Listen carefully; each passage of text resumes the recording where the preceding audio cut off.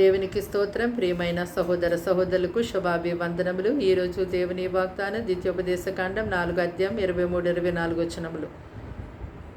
మీ దేవుడైన యెహోవా మీకు ఏర్పరిచిన నిబంధన మరిచి నీ దేవుడైన యెహోవా నీకు ఆజ్ఞాపించినట్లు ఏ స్వరూపం కలిగిన విగ్రహమునైనను చేసుకొనుకున్నట్లు మీరు జాగ్రత్త పడవలను. ఏలయనగా మీ దేవుడైన యెహోవా దహించు అగ్నియు రోషము గల దేవుడనై ఉన్నాడు. చూడండి, దేవాది దేవుడైన యెహోవా తన ప్రజలైనటువంటి వారికి ఆయన ఏర్పరిచినటువంటి నిబంధనను ఎంత మాత్రము కూడా మరిచిపోకుండా ఉండినట్లుగా జాగ్రత్త పడాలని దేవుడు సెలవిచ్చారు. అంతేకాదు ఏ స్వరూపము కలిగిన విగ్రహమును చేసుకొనకుండా ఉండినట్లుగా దేవుడు జాగ్రత్త పడాలని సెలవిచ్చారు.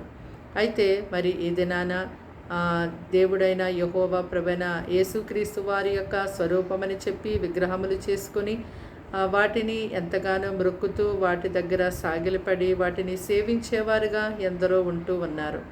అయితే దేవుడు తన వాక్యం ద్వారా ఎంత స్పష్టంగా సెలవిచ్చారు కదా, నువ్వు ఏ స్వరూపము కలిగిన విగ్రహాన్ని చేసుకొనకూడదని. దేవుడు ఆత్మ కనుక ఆయనను ఆరాధించేవారు ఆత్మతో సత్యముతో ఆరాధించాలని దేవుడే సెలవిచ్చాడు. కనుక దేవుని యొక్క నిబంధనను మీరి దేవుని యొక్క వాగ్దానాలని దేవుడు ఆజ్ఞాపించిన వాటిని మరిచిపోయి ఈ లోకానికి తగినట్టుగా తమకిష్టమైనట్టుగా మరి విగ్రహములను చేసుకొని నీవే నా దేవుడు అని చెప్పి ఆ విధంగా మనము దేవుణ్ణి సేవించినప్పుడు దేవునికి ఎంతో కోపము వస్తుందని దేవుడు సెలవిస్తున్నాడు. ఆయన అంటున్నారు కదా, నేను దహించు అగ్నియు రోషం గల దేవుడినై ఉన్నానని సెలవిస్తున్నారు.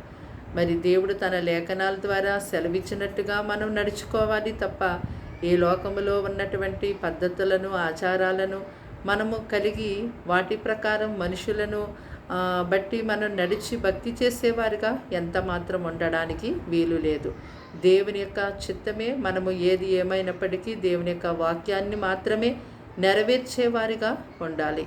ప్రార్థన. దేవానికి వందనములు, స్తోత్రాలు, స్తుతులు చెల్లిస్తున్నాం తండ్రి. మాటలు వింటున్న నీ బిడ్డల్ని మీ రక్తంతో కడిగి పవిత్రపరచండి. మీరు ఏదైతే ఆజ్ఞాపించారో సెలవిచ్చారో దానిని చేయవారుగా నీ ప్రజలను ఆశీర్వదించండి. ఇదిగో తండ్రి, వారి స్వలాభిలాషను బట్టి మనోభిలాషను బట్టి వారి ఆలోచన బట్టి వారి ఇష్టాన్ని బట్టి నాయన తండ్రి నడుచుకుంటూ అయ్యా ప్రభా నీవు ఆజ్ఞాపించిన దానిని అయా గైకొనకుండా వాటిని మరిచి వాటిని మీరి జీవించేవారుగా ఉంటున్న ప్రజల్ని దర్శించండి. వారిని సరైన నీ త్రోవలో నడిపించండి.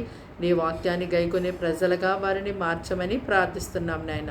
ఇదిగో నీ బిడ్డలు ఏ సమస్యల్లో ఏ బాధల్లో ఏ ఇరుకుల్లో ఉంటున్నారో అయ్యా నీ హస్తము చాపి వారిని ఆదుకొని వాటి నుంచి విడిపించమని ప్రార్థిస్తున్నాం. కీడు శోధన అపాయాన్ని తప్పించండి.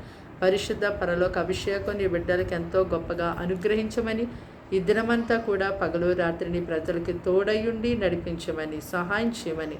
అనారోగ్యంతో ఉన్నారేమో దేవా, ముట్టి స్వస్థపరచండి. ఎలాంటి సమస్యలతో పీడించబడుతున్నారు యేసు నామములో వాటన్నిటి నుంచి ఇప్పుడే వారిని విడిపించి వారికి నెమ్మది సమాధానం దాయిచ్చేయమని యేసుక్రీస్తు నామములో ప్రార్థన సమర్పించి వేడుకుంటున్నాం తండ్రి.